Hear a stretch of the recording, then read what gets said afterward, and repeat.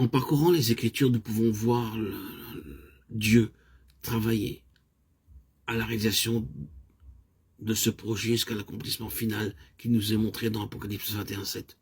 Celui qui vaincra héritera ces choses. Je serai son Dieu, il sera mon fils. Dieu nous a élus en lui avant la fondation du monde pour que nous fussions saints et irréprochables devant lui en amour. Dieu pensait à nous avant la création du monde et il projetait déjà de pouvoir un jour nous manifester son amour.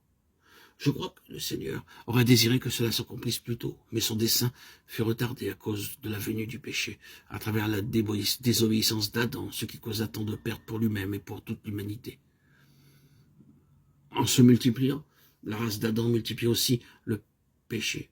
Les pensées, les paroles, les actions pécheresses causent une perte à l'homme.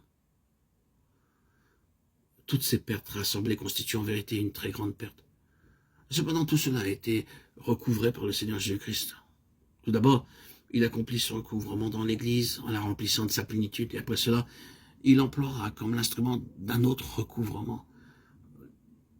Les 7 noms qui désignent l'Église, Ecclésia, le corps de Christ, l'homme nouveau, citoyen des cieux, la maison de Dieu ou la famille céleste, l'édifice ou le temple de Dieu, l'épouse ou la femme de l'agneau, tous ces noms nous révèlent le septuple dessein que le Seigneur a résolu d'accomplir dans l'Église et par l'Église. Lorsque le dessein sera pleinement accompli, toutes les pertes causées par le péché seront entièrement recouvrées. Et dans cette grande œuvre de recouvrement, Dieu désire faire de nous ses co-ouvriers à l'image des membres d'un corps humain qui apportent leur contribution pour la réalisation des plans et des désirs de la tête. C'est pourquoi nous sommes appelés du nom de corps de Christ. Dieu a élevé son Fils, il a tout mis sous ses pieds, et il l'a donné pour chef suprême à l'Église qui est son corps, la plénitude de celui qui remplit tout en tous.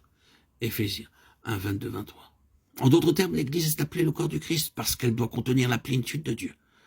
Ceux qui ne sont pas nés de nouveau ne pourront jamais comprendre ce mystère, même s'ils lisent beaucoup de livres et entendent de nombreux messages. Le mystère céleste du corps de Christ ne peut pas être compris par la sagesse humaine, car nous avons besoin de sagesse spirituelle pour comprendre les choses spirituelles. Un charpentier connaît tout ce qui concerne la charpenterie et un orfèvre l'or. Un forgeron connaît le fer et un agriculteur la nature des sols.